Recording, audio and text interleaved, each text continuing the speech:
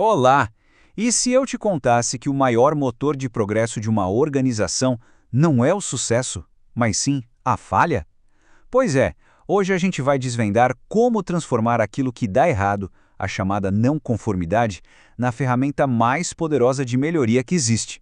Vamos aprender a dominar esse processo e transformar problemas em progresso de verdade. Essa é a pergunta que tira o sono de muita gente, né? Quando algo dá errado, a resposta padrão é quase sempre a mesma. Frustração, custo, retrabalho. Mas e se a verdadeira resposta fosse oportunidade? Sim, uma oportunidade de aprender e melhorar. É essa mudança radical de perspectiva que a gente vai explorar agora. Para essa jornada, a gente tem um mapa bem claro. Primeiro, vamos entender o que é de fato uma não conformidade. Depois, vamos passar pelo ciclo de 6 passos para resolver isso. Vamos mergulhar fundo para achar a causa raiz de verdade. E aí, ver como transformar tudo isso em aprendizado contínuo. Preparados? Vamos lá! Tudo começa pelo básico, pelo fundamento. Antes de sair correndo para corrigir um problema, a gente precisa saber exatamente o que ele é. Então, o nosso primeiro passo é esse. O que, de forma técnica e objetiva, é uma não conformidade? A definição oficial é, acredite, muito simples. É o não atendimento a um requisito.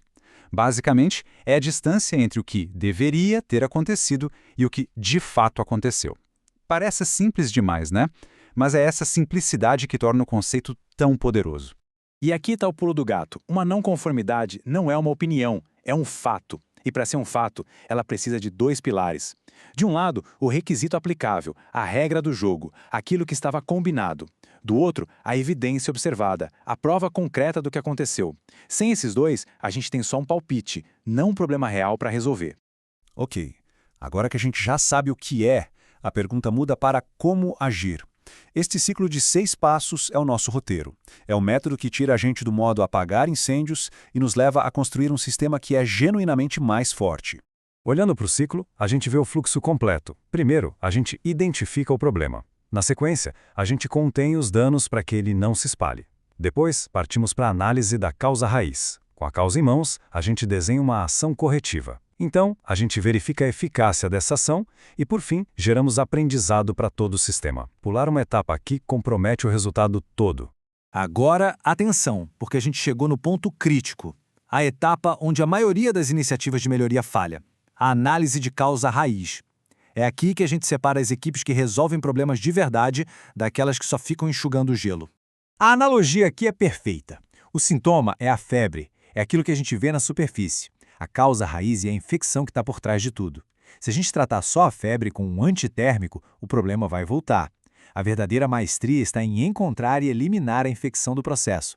Faz sentido, né? E, por favor, vamos gravar bem isso aqui. Ah, foi erro humano. A pessoa estava desatenta. Isso não é causa raiz. Isso é um beco sem saída na investigação. A pergunta que muda o jogo é: o que no sistema permitiu que esse erro humano acontecesse? A resposta para essa pergunta é onde a mágica acontece. É ali que está a verdadeira causa.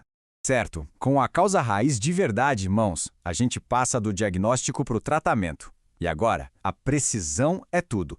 Precisamos desenhar a solução certa para o problema certo. É fundamental entender essa diferença aqui. Correção é colocar um band-aid. Ação corretiva é criar a vacina. A correção resolve o agora. A ação corretiva garante que o problema não aconteça de novo. A maioria para no band-aid. E é por isso que vivem com os mesmos problemas voltando sem parar. Beleza, a ação foi implementada. Problema resolvido? De jeito nenhum. Agora vem o teste da verdade. A solução foi apenas executada ou ela foi de fato eficaz? Existe um mundo de diferença entre esses dois conceitos. Pensa nisso por um instante. Executar uma tarefa não é o mesmo que resolver um problema.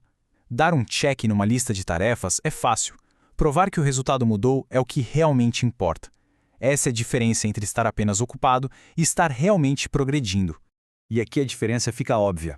A implementação prova a atividade, fizemos o treinamento. A eficácia prova o impacto. O erro parou de acontecer. Parar na implementação é como tomar um remédio e nunca mais voltar ao médico para ver se curou.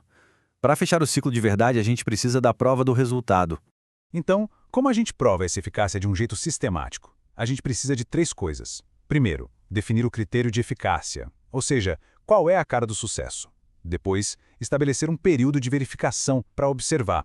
E por último, definir qual será a evidência de eficácia que vamos coletar. Planejar isso transforma a verificação de torcer para dar certo em um processo profissional. E tudo isso nos leva ao passo final, que é o mais poderoso de todos. Quando a gente domina esse ciclo, a gente para de só consertar coisas que quebraram. A gente começa a usar cada falha como combustível para a melhoria contínua do sistema inteiro. E no final das contas, por que ter todo esse trabalho? Porque os resultados são gigantescos. É menos desperdício, menos custo, mais confiança nos processos. É a diferença entre viver reagindo a problemas e usar a inteligência de forma proativa.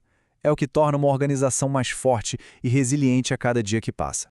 E para fechar, fica a pergunta para reflexão.